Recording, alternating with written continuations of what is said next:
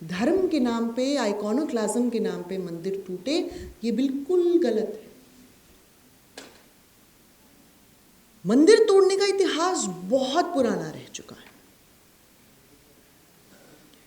और जब शुरू हुआ था तब उसके बहुत रीजंस थे, पॉलिटिकल, फाइनेंशियल। तो जब मराठों का चैप्टर आता है, उन्होंने हटा दिया कि सबसे ज्यादा मराठों ने लूटपाट मचाई है। आप मंदिर देख लीजिए, श्रृंगेरी मठ मंदिर 1790 से 92 के बीच में परशुराम भाऊ की फोर्सेस जाती हैं और श्रृंगेरी मठ मंदिर को तोड़ देती हैं। वहाँ शारदम्बा का इतना बड़ा आइडल है सरस्वती का, उसको तोड़ देती है, और वहाँ से कम से कम भी 60 लाख रुपीस, उस समय 60 लाख की लूट ले जाते हैं। फिर उसके बाद एक लेटर जाता है मराठा पेशवा से कि आपने क्या कर दिया, आप तो पैसे वापस कीजिए, पर वो पैसे वापस नहीं होते। कौन करता है पैसे वापस? टीपू सुल्तान। टीपू सुल्तान बनाता है वो मंदिर दोबारा, शारदम्बा का टाइटल दोबारा, शारदम्बा का आइडल दोबारा। बाकायदा लेटर में लिखा है सच्चिदानंद भारती को, जो उस समय के जगत गुरु थे श्रृंगेरी मठ के। ये सब हटा दिया। उससे पहले 1770 से 1772 के बीच में कुडली स्वामी मठ को लूटा गया मराठों द्वारा, वो भी हटा दिया। मेलुकोटे के मंदिर जला दिए गए आयरन के लिए, वो भी हटा दिया गया। फाइनेंशियल रीजन से तो बहुत मंदिर लूटे गए हैं, क्योंकि, और ये बहुत ज़रूरी है बच्चों को जानना, कि मंदिर जैसा आज आप समझते हैं उस समय वैसा नहीं था। इकोनॉमिक इंस्टीट्यूशन है, बहुत पैसा आता है, टैक्सेस लगाते हैं मंदिर मार्केट्स लगाते हैं, हाट्स लगाते हैं, उससे पैसे कमाते हैं। वो सारा पैसा मंदिरों को काफ़ी ल्यूक्रेटिव बनाता है किंग्स के लिए, तो वो उसको लूटते हैं।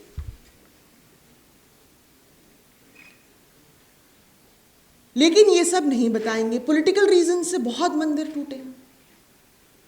बड़ा ही इंटरेस्टिंग एग्जाम्पल है, कश्मीर से ही आता है काल्हान की राजतरंगिनी में। 8th सेंचुरी के रूलर हैं ललितादित्य। ललितादित्य का जब गौड़ के, बंगाल के राजा से फाइट होती है और वो गौड़ के राजा को हरा देते हैं, तो वो उसे एज अ प्रिजनर कश्मीर ले जाते हैं और एज अ श्योरिटी प्लेज करते हैं विष्णु के आइडल पे कि मैं इन्हें हार्म नहीं करूंगा। परिहासपुरा के वो विष्णु हैं। फिर उसके बाद वो वहां जाके गौड़ के राजा को मार देते हैं। तो अब गौड़ की जो प्रजा है, जब उनको ये पता लगता है, तो वो तो ऑब्वियसली बहुत ही अपसेट हो जाते हैं, एंड वो एक प्लान बनाते हैं कि हम कश्मीर जाके उसी आइडल को तोड़ देंगे जिसपे इन्होंने प्लेज किया था कि ये गौड़ के राजा को प्रोटेक्शन देंगे, सिक्योरिटी देंगे, मेक श्योर करेंगे कि ये इनके साथ कुछ गलत ना हो।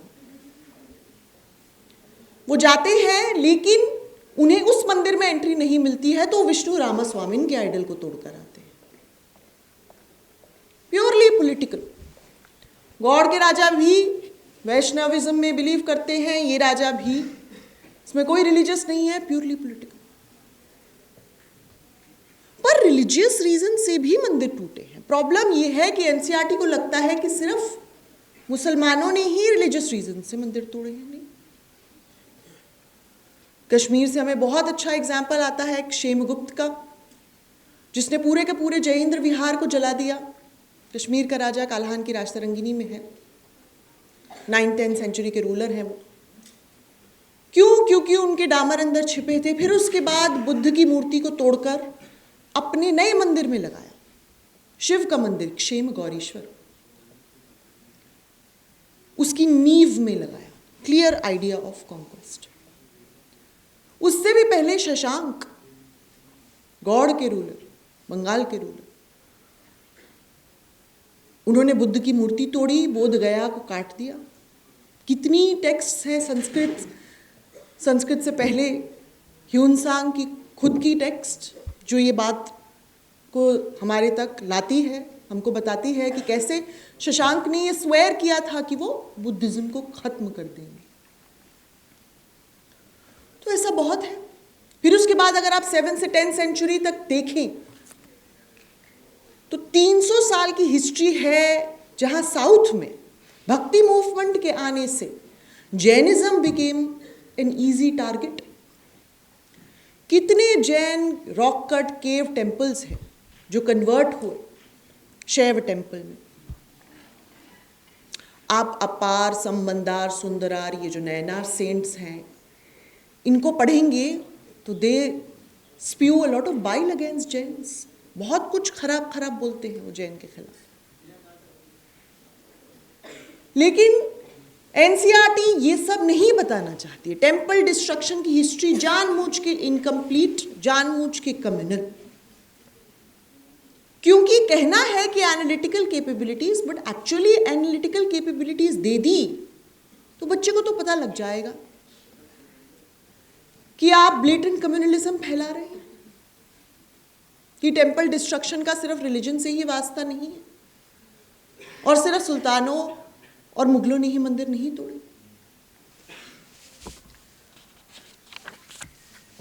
इससे भी ज्यादा इंपॉर्टेंट एक चीज जो वो बोलते हैं, बड़ी इंटरेस्टिंग है, aims to prepare students to engage constructively with the opportunities and challenges of the 21st century.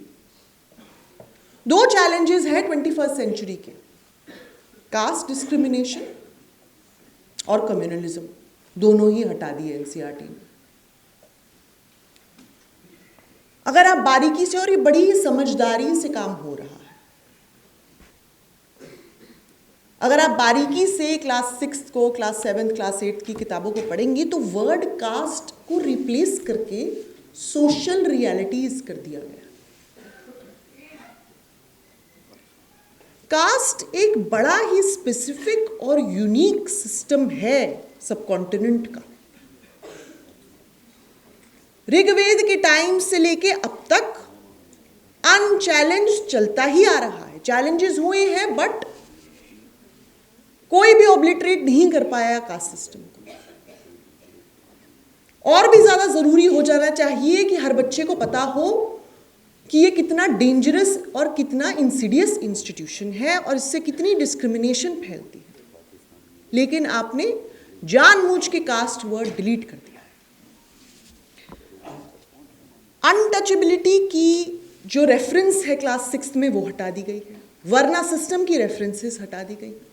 Verna system में जो डिस्क्रिमिनेशन इनहेरेंट है वो हटा दी गई। फिर उसके बाद बिरसा मुंडा, जो कि बहुत बड़े स्वतंत्रता के सेनानी थे, रेवोल्यूशनरी थे, उन्होंने हिंदू लैंडलॉर्ड्स के खिलाफ भी ऑपोजिशन की थी। हिंदू लैंडलॉर्ड्स डिलीट कर दिया गया है एनसीईआरटी से। सिर्फ बताया गया है कि उनकी ऑपोजिशन थी क्रिश्चियन मिशनरीज से, क्योंकि वो तो एजेंडा में फिट होता है।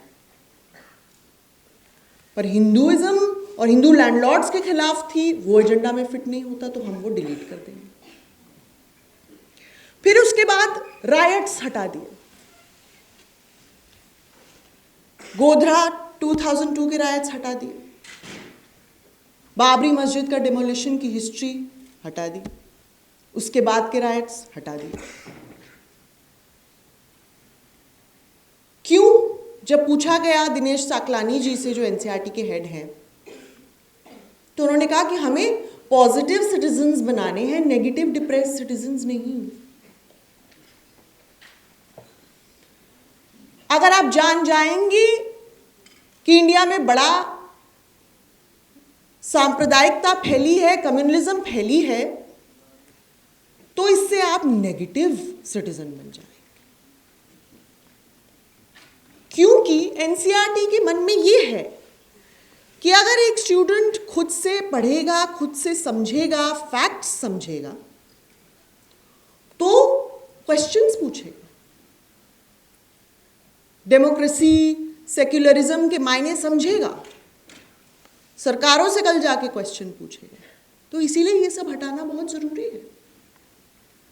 उसको समझ आ जाएगा कि गोधरा राइट्स क्यों हुए, बाबरी मस्जिद की पॉलिटिक्स में कौन सी पार्टी इसका हाथ है, ये सब। कल को वो तो बड़ा समझदार बन जाएगा। तो समझदार जो सिटीजन है वो नेगेटिव सिटीजन, वो डिप्रेस्ड सिटीजन होगा ही डिप्रेस्ड। देखिए क्या हो रहा है। और जो बेवकूफ स्टूडेंट है वो पॉजिटिव स्टूडेंट है, उसके पास क्रिटिकल एनालिसिस की एबिलिटीज नहीं है। और ये सब कैसे आएगा क्रिटिकल एनालिसिस, जब आप फैक्ट्स परोसेंगे। फैक्ट्स ही हटा दिए। अब आर्यन माइग्रेशन तो बेसिस है इस सरकार का, हिंदुत्व के आइडियोलॉजी का। और ये बताना कि आर्यन माइग्रेट नहीं हुए, यहीं से बाहर गए, ये रिवर्स आर्यन माइग्रेशन। पर जेनेटिक स्टडीज तो उल्टा कहती हैं कि भाई तो ईरान से आए यहां। तो उन्होंने क्या किया कि जेनेटिक स्टडी को ही मैनिपुलेट कर दिया। एनसीईआरटी की क्लास 12th में सेल में जो स्टडी हुई है उसको रिपोर्ट तो किया गया है, लेकिन कहा गया है कि ये स्टडी प्रूव करती है कि आर्यन जो थे वो यहां से बाहर गए। अरे नहीं, कहां से प्रूव करती है ऐसा? कहीं नहीं लिखा उसमें ऐसा। सेल की स्टडी बड़ी सिंपल स्टडी है। हरप्पन जीन को आइसोलेट करती है वो हरप्पन स्केलेटल रिमेन्स से इंडस वैली के, और कहती है कि इसमें कोई आर्यन जीन नहीं। क्यों होगा? क्योंकि वो हरप्पन है तो नहीं होगा। इससे प्रूव होता है कि हरप्पन जीन अलग है, आर्यन जीन अलग है। जो दूसरी स्टडी है जो प्रूव कर देती है कि 1500 BC ऑनवर्ड्स आर्यंस यहां से आना शुरू हुए ईरान से। साइंस में, जो साइंस नाम के जर्नल में है, 150 साइंटिस्ट, आर्कियोजेनेटिसिस्ट, हिस्टोरियंस ने मिलकर लिखी है। वो कहती है कि जो सेकेंड मिलेनिया का सेकेंड हाफ है 1500 BC से हमें आर्यन जो जीन है वो मिलना शुरू हो जाता है। यहाँ पर से क्लियर हो जाता है कि उस समय ये लोग वहां से आ रहे हैं। पर ये स्टडी का कोई तो जिक्र ही नहीं है एनसीईआरटी में, सिर्फ सेल वाली है, और उसका भी एकदम निहायती मैनिपुलेटेड वर्जन, ऑल्ट फैक्ट्स जिसे कहते हैं। कि आर्यन माइग्रेशन तो सिर्फ एक थ्योरी है, कि ये भी थ्योरी है कि यहां से आर्यंस गए, और देखिए इसके लिए जेनेटिक स्टडी। फिर उसके बाद कल्चरल असिमिलेशन जब मेंशन्ड है तो वो सिर्फ और सिर्फ अहोम्स के लिए मेंशन्ड। बड़ा इंटरेस्टिंग है कि कैसे भारत, जिसका इतिहास रहा है फॉरेन इन्वेजन्स का, कब से हो रहा है, starting with Aryans of course, पर वो तो खैर ये मानते नहीं, पर बाकी इन्वेजन्स को कैसे झुटलाएंगे भाई? तो कह दो कि बाकी इन्वेजन्स जो हुई वो तो कल्चरली असिमिलेट हो गई, चाहे वो अहोम्स हो, चाहे वो शाकाज हो, कुशान्स हो। लेकिन सुल्तान और मुगल का जब जिक्र होता है तो कल्चरल असिमिलेशन टर्म नहीं है, तब कॉन्कर्ड टर्म है। लैंग्वेज बड़ी इंपॉर्टेंट होती है जब आप टेक्स्ट बुक बना रहे हैं, बड़ी लोडेड लैंग्वेज है। मुगलों और सुल्तानों के साथ हमेशा प्लंडर, कॉन्कर्ड, रिकॉन्कर्ड, कॉन्क्वेस्ट टर्म है, और जब आप अहोम्स को देखेंगे तो कल्चरल असिमिलेशन। सुल्तान और मुगल यहां पर आके कल्चरल असिमिलेटेड हुए ही नहीं। जो आप लोग सब इतने सारे कुर्ता पहन के आए हैं, ये बाकायदा प्रूफ है कल्चरल असिमिलेशन का। 16-17 सेंचुरी से चला आ रहा है। पहले जामा के नीचे पहना जाता था कुर्ता, नीम जामा कहते थे उसको। फिर उसके बाद उसमें बदलाव हुए, अचकन बना, अचकन से फिर शेरवानी, सबकी शादियां ही उससे होती। फिर बंद गला, जो प्रधानमंत्री खुद भी पहनते हैं, वो भी एक तरीके का अचकन है। वो भी, उसका भी शुरुआत मुगल से हुई, और लखनऊ के कोर्ट्स में, अवध के कोर्ट्स में वो अचकन बना। जो हम खाना खाते हैं उसमें कितना कल्चरल असिमिलेशन। सिर्फ बिरयानी जो लोगों को बहुत याद रहती है वो ही नहीं, जो प्याज की तरकारी हम बनाते हैं, जो ग्रेवी बनाते हैं, वो सब सुल्तानों और मुगलों ने पॉपुलराइज की। समोसा जो हम खाते हैं वो सुल्तानों के समय से आ रहा है। इतना टेक्नोलॉजिकल रेवोल्यूशन सुल्तानों के समय में हुआ। पर्शियन व्हील जो आप आज भी खेतों में देखेंगे इरिगेशन के लिए यूज होता है, वो सुल्तानों के समय में आ रहा है। स्पिनिंग व्हील जिससे टेक्सटाइल मैन्युफैक्चरिंग बड़ी रेवोल्यूशनाइज हुई, वो सुल्तानों के समय में आ रहा है। ये सब का कोई जिक्र नहीं है एनसीईआरटी किताब में, बिल्कुल नहीं। सिर्फ ये जिक्र है कि अलाउद्दीन खिलजी गए साउथ में, उन्होंने बड़े सारे हिंदू सेंटर्स को अटैक किया,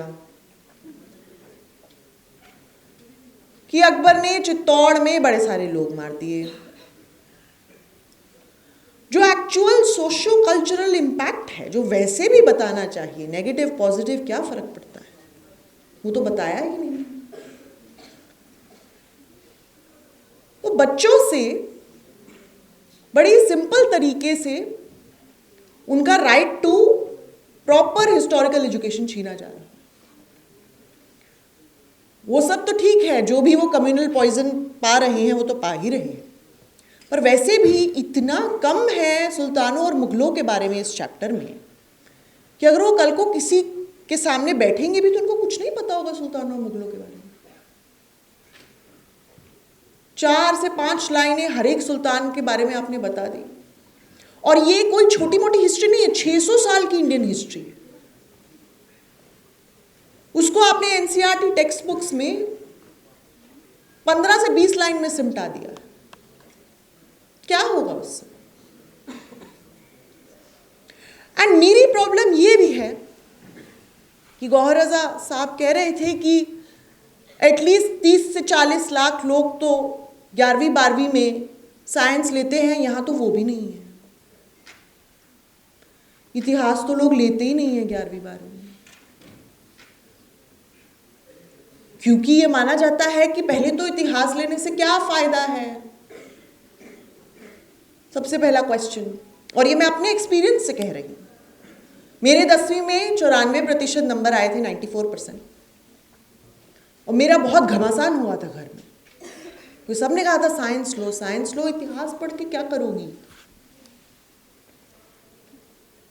पर खैर मुझे तो जुनून था इतिहास पढ़ने का, तो मैंने पढ़ लिया। पर ये तो 11वीं 12वीं तक भी नहीं आएंगे बच्चे। 6ठी से लेके 10वीं तक जो भी कम्युनल जहर इन्हें मिलेगा,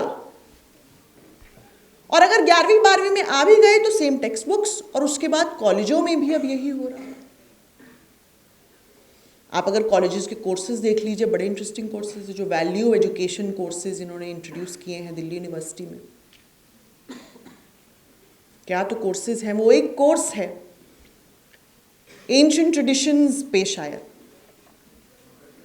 या एंशिएंट एथिक्स पे, बड़ा इंटरेस्टिंग है। उसमें भारतवर्ष का जिक्र है, जाम्बू द्वीप का जिक्र है, पर हिंद का कहीं जिक्र ही नहीं है। और क्या मतलब है भारतवर्ष का और जाम्बू द्वीप का? अगर आप देखें हिस्ट्री में, अभी कुछ दिन पहले यूपी के सीएम कह रहे थे कि भारत तो महाभारत में भी मेंशन्ड है। नहीं, वो भारत तो ट्राइब है। जब वो कहते हैं कि भारत जन्मे दुर्लभम, मतलब कि भारत का जो ट्राइब है भारतास, उसमें जन्म लेना दुर्लभ है। लैंड की बात नहीं हो रही। ये जो आइडिया आ रहा है कि भारतवर्ष जो टर्म था ये पूरे का पूरा सबकॉन्टिनेंट, कभी भी नहीं।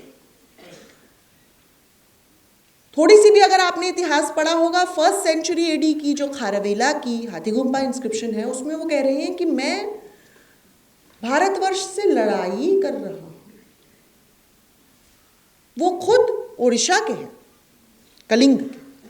तो क्या मतलब हुआ भारतवर्ष का? सबकॉन्टिनेंट पूरा का पूरा तो नहीं हुआ।